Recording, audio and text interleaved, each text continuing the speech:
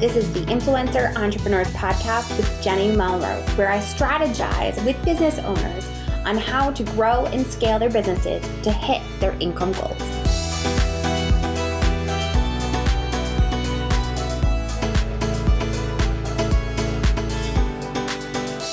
This is episode 247 of the Influencer Entrepreneurs Podcast with Jenny Melrose. Today, I'm sitting down with Linsi Brownson, and we're talking about how to turn ideas into action with a fun ritual. This is a great conversation because I know that you all have so many different ideas kind of floating around, and trying to figure out which ping pong ball, more or less, we are going to grab out of the air and actually put into action can often be difficult. So Linsi gives us a strategy in order to do just that. Now, before we jump into the episode, I want to make sure that if you haven't already grabbed your Mastering Overwhelm guide, that you send me a DM on Instagram at Jenny_Melrose, and I will send it directly to you. We know that it is crazy with all the different things that are going on within your business, and the best way to be able to take those action steps forward is to master your overwhelm. So make sure that you send me a DM to grab that. All right, you guys, let's dive in. Hi, Linsi. How are you? Welcome to the podcast. Hi, Jenny. I'm doing so well, and thank you for having me. I'm so happy to be here. Of course. I am so excited to dive into this conversation of how to turn ideas into action with your fun ritual. But before we get into that, will you introduce yourself and your business to my audience? Absolutely. Yes. So I'm Linsi Brownson. I'm a life and business coach for creatives, and I help ambitious creative people have more time, more freedom, more money, and more joy in their life and work. And the reason I do this is because I believe that we're all creative, but people who are specifically selling their creative work have particular challenges that I've found with things like time management, productivity, around worth and the value of their work and the value of their time. And they tend to really struggle to find a balance between earning a living and then having the creative space and the free time that they really need to produce their work. And it gets even more challenging when we're in spaces like as a service provider, like a writer or a freelance writer, author, creative services, and especially when we're charging by the hour. And then it's even more challenging if we are a woman or in a traditionally female role within our family or community, where typically the contributions that we make are not paid and there are really high expectations that go along with that. So it's just this whole like cocktail of things that come up for people in creative spaces. And what I really do is help bridge that gap and help them create alignment between their work and their life so that they can stop overworking and under-earning. So good. And I know that my audience is sitting there shaking their head going, yes, I need this, because I think one of the hardest things for them is that whole sell, and also then being able to put their value to what they are selling. So this is such a great conversation for my audience. So let's start with like the basics, how to put an idea actually into action. Because I think what has happened with a lot of my audience is a lot of them are bloggers, they're influencers, they create content. So they're constantly doing that. Mm-hmm. And because of that, they're used to putting out free content to people and not necessarily knowing how to move towards a monetization of an actual product or service. Yes. So how can we put an idea into action? Yeah, it's such an awesome question. It's so nuanced, right? So the thing that you really want to start with, and I'm so glad you brought up this idea of free content and monetization, is you really want to make sure. So we have ideas all of the time.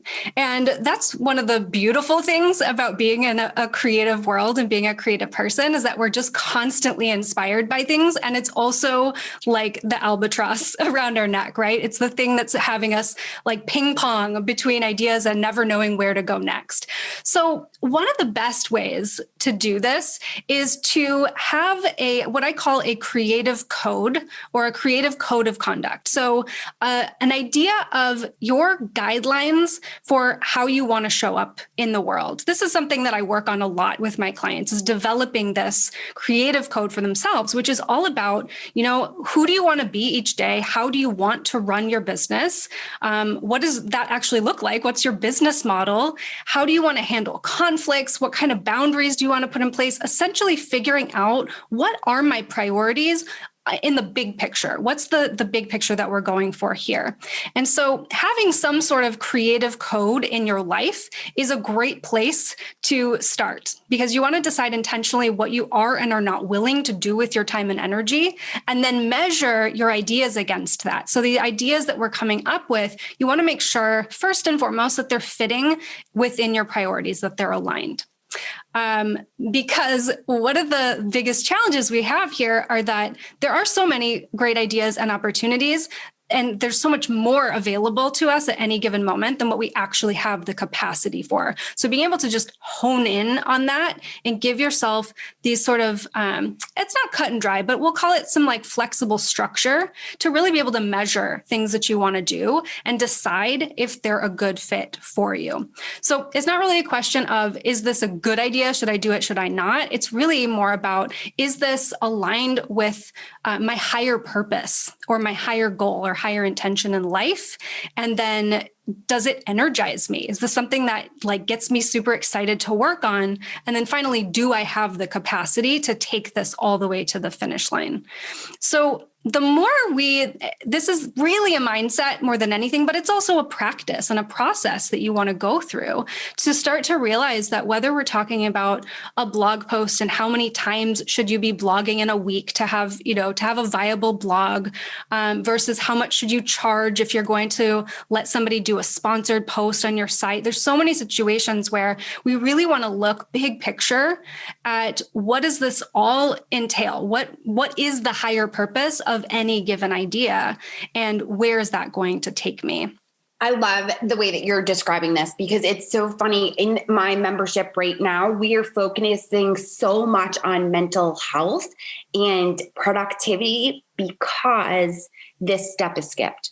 This step of creating those boundaries and knowing what's going to be in line. A lot of times I have clients that will come to me and they've just kind of thrown things against the wall. And as an idea has come, they've tried to like chase it down that rabbit hole to see where the next idea is going to come in and inspire them to be able to bring in money for their business. Yes. But the way that you've laid out this structure in order to choose what ideas to chase down and what ideas to kind of just put on that back burner, I think it's going to help so much with the burnout that so many of them have been experiencing and have been made even worse since the pandemic.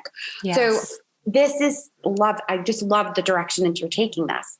So what does your ritual look like for putting ideas into action? I know that you have a fun little ritual that you do. Yes. Well, I have a few. I'm all about, it has to be fun, or what's the point of anything, right? So one thing I just kind of want to throw out there too. Not every idea is going to meet that criteria right now, but it may still be something that you want to keep on the back burner, right? An idea that you want to bank for later. So if that's something, as you're kind of looking at these things that you want to work on and you're like, okay, I understand this. It's a no for now, but it still is something that I really would love to come back to later. Then I use something that I call idea catching. And this is something I can talk about later. It's in the resource vault that we're going to talk about, but so it's free to everybody, but it's called idea catching. And it's all about how to bank those ideas so that you can come back to them later, how to keep them organized and give them a place to live and really nurture them so that they can continue to be your idea. Or sometimes you also just want to let it go, right? Give it back to the universe and let it be someone else's idea. So that's if they are a no. If this idea that you come up with is a yes, then I do have a fun ritual. And it's a process that I call 30-day done. And as the name indicates, it's working in 30-day increments. And this works for both short-term goals, and it also works for long-term goals, because I find that it's really helpful as busy business owners to break things down into very actionable and bite-sized components. Would you agree, Jenny? 100%. I think that's the only way to not get overwhelmed, is to take those baby steps forward. Yes, absolutely.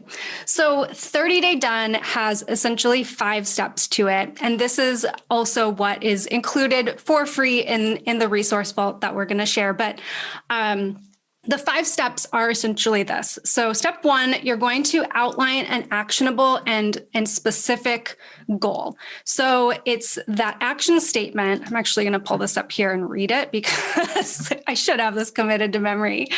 But you want to create something that is very clear and defined. So by what date are you going to have this idea completed? So you want to think of your idea as an outcome first and foremost. So what's the finish line? How will you know that it's finished? How will you feel when it's finished? And once you have some idea of what that really means to accomplish your goal, then you want to create a very intentional statement. So this is your future focused. It is now July 31st, and I am feeling so proud of myself because I have completed my goal of pitching myself as a guest on podcasts, to 10 podcasts, right? So we have this very specific thing identified. So that's step 1, identifying this goal for your idea, the actual finished outcome. And then step 2 is we want to break down the outcomes in between that. So this is where we tend to really think in action steps. And I like to shift the thinking to just outcomes. Like, what are all of the things that I will need to have in front of me or have introduced into my world in order to reach this goal? So sometimes these outcomes are your action steps. There'll be, let's say, if we pick the goal of, I want to pitch myself to be on 10 podcasts by the end of July, then maybe one of your outcomes is that I will have created a really nice introduction letter that talks about who I am and how I can contribute to their podcast. And then another outcome will be, I will have come up with a list of 25 podcasts that seem like great people that I'd love to talk to, right? So instead of making it so much about the end result, we're kind of looking at more of the process and who you're being as you're creating some of these steps along the way. Does that make sense so far? Oh, absolutely. Yep. It's those steps to get you there for sure. Yeah. And then step 3 is you're going to identify your obstacles and strategies for each obstacle ahead of time. So for every goal, there are going to be hurdles along the way. And what is true for most of us is that those hurdles are often mental hurdles. There are some tangible and physical hurdles that we do need to get around, but our mindset is what's driving most of this. So you want to come up with everything that you think could possibly get in the way of this, right? If your child gets sick and you don't have that day that you thought you were going to spend reaching out to people, if you get 15 out of office auto notifications when you send out introductions and you're like, well, shoot, I only had 25 people to reach out to. Who else is left, right? Like, come up with all the things that you think are going to potentially get in the way of this goal. And then you come up with strategies for each one of them. And this is such an important step. And Jenny, I think you talk about this on your show too, because we're very similar. We're kindred spirits here. But it's really, the more you can anticipate how you're going to handle any given situation, the more confident you feel to just keep moving forward and taking some kind of action. So you just know ahead of time that it's likely that some things are not going to turn out the way that you think they should or that you'd like them to. And all you're doing is you're recognizing, you know what, if that happens, I can handle it. And here's how I'm going to approach it, so that you, in the moment, you don't have to waste any of your time and energy feeling too sorry for yourself. Of course, I encourage a little bit of wallowing sometimes and processing feelings when we have disappointments, but you don't want to spend a lot of time being in an inactive place when you're in the process of working on an idea. So anticipating that ahead of time, giving yourself like the self confidence that you can handle it and having an idea of how you will handle it, it helps you just get back into the zone rather than staying out of it. And one interesting thing is that we have two very distinct, I'll call it sides. It's not actually true, but sides of our brain. So we have our lizard brain, as a lot of people like to call it, which is just, it's very emotional. It's all about survival. It's really where we're going to be the most reactive. And then we have our big picture thinking brain. That is where we're so good at strategizing and making plans. And that's essentially that's the part of our brain that we're using right now as we're mapping out this blueprint for how to get it done. And we can only do that in advance of the moment, in the specific moment. And actually a lot of data shows that even within 24 hours of something happening, we don't have access to our strategic thinking mind. We're actually completely in that reactive zone. So therefore, if you don't make a plan ahead of time for how you're going to handle obstacles, you are most likely going to default to your old patterns of behavior. So this step 3, is one of the most important things that you can ever do to get your goals accomplished.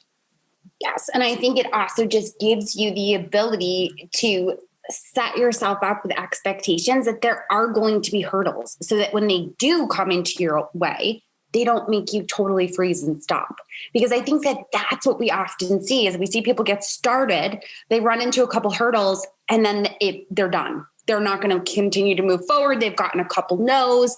They have been told, I'm not recording for a couple months, and then they don't know how to respond to it.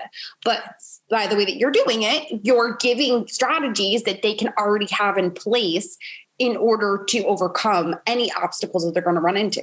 Yes, absolutely. And the reason that we want to think about this as a ritual, and we'll come back to that for a moment, is because I really believe that we are more motivated by things that energize and excite us. We're more motivated by opportunity and possibility than we are by things like pressure and pain and forcing ourselves in willpower.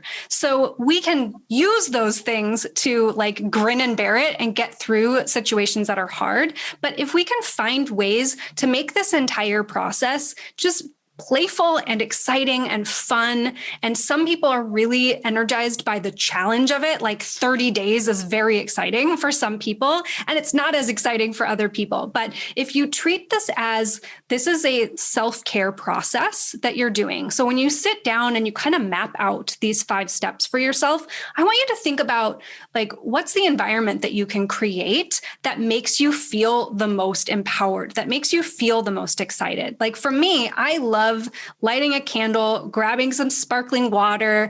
I will clear off everything from my desk. I have a big round table that is my desk. So I feel like such a badass when I'm sitting at this huge round like conference table by myself. And so just thinking about what's the environment that I can create for myself while I'm planning and strategizing, but then also while you're implementing and going through these processes too.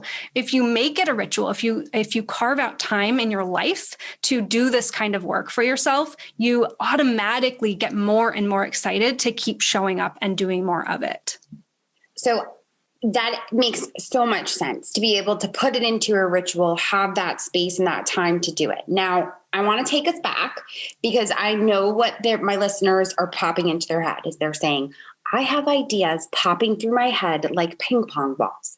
So how do I determine which idea is the right one to put into practice first and to then do the ritual for? Yes, it's a great question. So I want to come back to the very first like vetting questions that we brought up is looking at each of these ideas. And I want to first show we do think as like, what's the right idea or what's the best idea? And this is what I call all or nothing thinking that gets us in trouble a lot of times because there is no such thing as the right idea to choose or the best idea to choose. There is only the idea that you choose that you are willing and able to implement and follow through on. And this is kind of like a brain breaker for most of us. It certainly is for me, and I teach this stuff, so I get it. But the truth of the matter is, if you have 10 amazing ideas, I bet you could turn any one of those into something viable, something that you could make money from, something that you could enjoy the heck out of doing, something that could be maybe even $1 million idea. I bet you all of those ideas are great ones. So how you choose is truly just you choose one and you commit to it. And all of the work that you do after that is really about recommitting. This is actually a great example of, like, I use the analogy of marriage. It's a very similar thing, right? You don't marry your partner and then spend the rest of your life being like, well, look at that partner, look at that partner, look at that partner. What if he was like that, right? You commit and recommit to that partner being the one. And that is how that partner becomes the one for you day in and day out. And it's the same idea with any of these ideas, because the more you work on an idea, the more committed you feel. The farther along you get in a process, the more you realize it was the right idea and the best idea for you. But most of us don't even let ourselves get to that place because we spend so much time in that early, like, dating ideas phase where we don't want to make the commitment.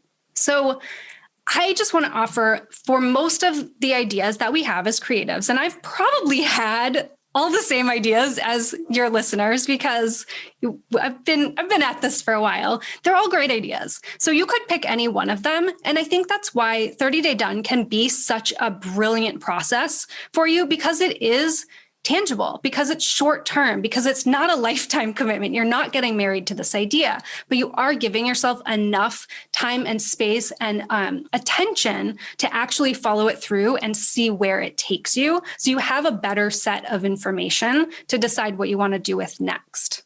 So would you recommend then choosing more than one idea to do 30 days and done, 2 at a time, or focus in on 1 at a time? I would focus in on 1 at a time. I struggle with this myself. However, I'm also very practiced with this process. So I generally have 2 ideas going at once. But I really do feel like this is like working on a muscle. So the more you can give yourself that attention and look for the results and achieving that goal on one thing, the faster you're going to be able to get traction and see those results. If you have a lot of free time and you want to work on, let's say, do you have an idea, Jenny? Does anything come to mind as a goal? So I get it. Actually, was more of a question, I think, because when I'm debating, guessing that my audience is thinking is that when it comes to an idea, they're also probably incorporating it into a strategy. So some of them are thinking, okay, idea would be product or a program, while some of my audience might be thinking it's a new social media strategy. So I guess I want to define what we're talking about when we're saying an idea that we're putting into practice. Are we talking about growing our Instagram, or are we talking about putting a new product out there that can drive revenue? Like, how do you define how deep or how intricate that idea is? Yeah. I think in a lot of cases, I would look at the idea as like, what is something that I could have an outcome that I would be extremely happy with in 30 days. So it could definitely be growing your Instagram, which is big and vague, and you want to define that further, right? So to put that into 30 Day Done, you would be saying, like, what is an outcome that I'd really love to see in 30 days? And then use this process to achieve that specific outcome. So maybe that Instagram strategy is, I want to grow my engagement using Instagram stories. I want to see my audience grow, and I want to really commit and focus to doing Instagram stories for the next 30 days.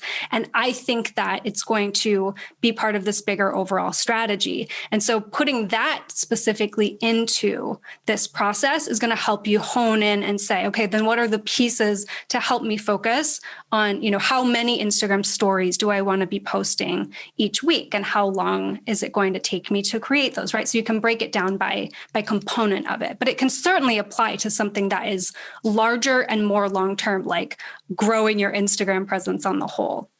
Does that make sense? Does that answer? Yes, absolutely does. Amazing. So when we're looking at this, then, do you have a process for balancing creativity and productivity? Because I think when we're looking at my audience that are content creators, that is a struggle. And you kind of talked about that in the beginning when you were introducing. So I just wanted to bring it back to a process that you might be able to give them, or an example of that process, just because anything actionable they can take and put into their business is only going to continue to help them, of course. Yeah, absolutely. So the balance between creativity and productivity is really about understanding, like, what productivity ultimately means is that you've produced something. And so our creativity is like all of the time and space and energy that we put into to create that ultimate, like, productive result. So the way that, the tactical way that I would recommend that people go about this, creating this balance, is to use a calendaring system. So to have an idea of what it is that they want to produce. And again, we want to get crystal clear on, like, what are the priorities? So if we break that down by week, like, what's the most important couple of things that I would like to produce this week? And then breaking that down and saying, like, the creative time, which for me, in my world, creative time means like free time and downtime. It also means movement and like getting out in nature and getting inspired. It also means actually sitting down to write or paint or produce any of the pieces that I want to produce. So it's like all of the space that you'll need to come to this ultimate productive end result. And so the productivity isn't about the things that you're doing so much. It's about the results that you're producing at the end of a day, or at the end of a week, or at the end of the 30 days. So the process, I think, for balancing the two of those is to do that kind of forward thinking. So looking ahead to the end. And again, like, I'd love to stay in the 30-day zone just to keep it kind of consistent here, but to look ahead to that end point and say, okay, if that's what we're ultimately going for, how do we break that down over the next couple of weeks to make sure that I'm building in enough of the time and space that I need to produce each of these smaller outcomes along the way? So it's really like having foresight and giving yourself that higher thinking space to map it out, knowing that there are going to be things that come up along the way. Like, we're not looking for rigidity or superstructure here, but we're actually creating a really flexible process for yourself in your work lifestyle, so that you're carving out enough time and you're also clear on what it is that you're trying to produce, that you're not just doing stuff for the sake of doing it. Right. So in the beginning, you talked about your free resource library that you have. Is there also something in there that kind of walks them through this ritual? Yes. So if you go to, it's called the Maverick HQ, and it's my free resource library for all kinds of courses and workbooks and ebooks. There's a lot of pieces that I build out for my podcast episodes that are sort of accompanying those. But inside the Maverick HQ it's called 30-Day Done, and it walks you through the 5 steps. It's very visual. That's kind of how I like to learn things. So it's very visual and very simply broken down to help you kind of guide your own journey for setting that up for one of these ideas. And then also inside, as I mentioned before, idea catching. So it's the method for banking your ideas, for keeping them in a place and labeling them and keeping them organized so that you can come back to them if they don't make it through your initial process of deciding that they're worth your capacity right now.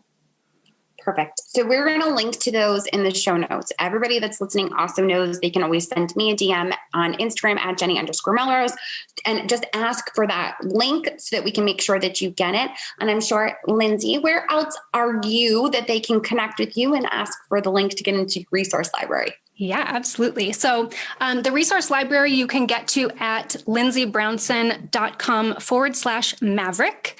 And that's also my website, linsibrownson.com. I'm on Instagram at Linsi Brownson and my podcast at Be Brilliant Podcast. And Instagram's mostly where I'm hanging out these days. So I would love to connect over there. That is perfect. So you guys, if you're listening, send Linsi a DM asking for that link, because I know that you all are lazy and aren't going to type it in there, because you never do. But instead, you love sending DMs. So let's do that and make sure that you get that resource, because as you could tell, like, this is very strategic. And the fact that Linsi has a worksheet is the reason that she's here. You guys know that I am that teacher that just loves to have resources that you can put pen to paper and be able to walk yourself through a strategy.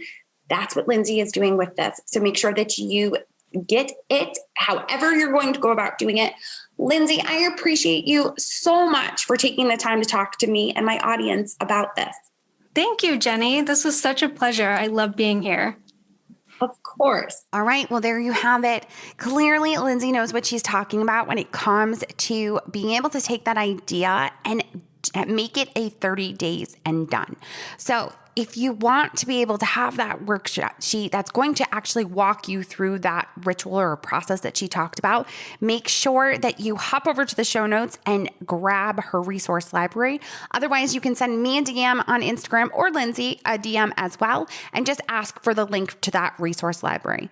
As always, you guys, I appreciate you so much when you take the time to leave a rating and review. Now, on the podcast, whichever podcasting app you're listening to, you don't have to subscribe. You just need to follow. That's it. Just follow along so that every time we have a new episode come out, you make sure that you get notified. Also, leaving a rating and review allows me to have great guests like Linsi come on and share their knowledge.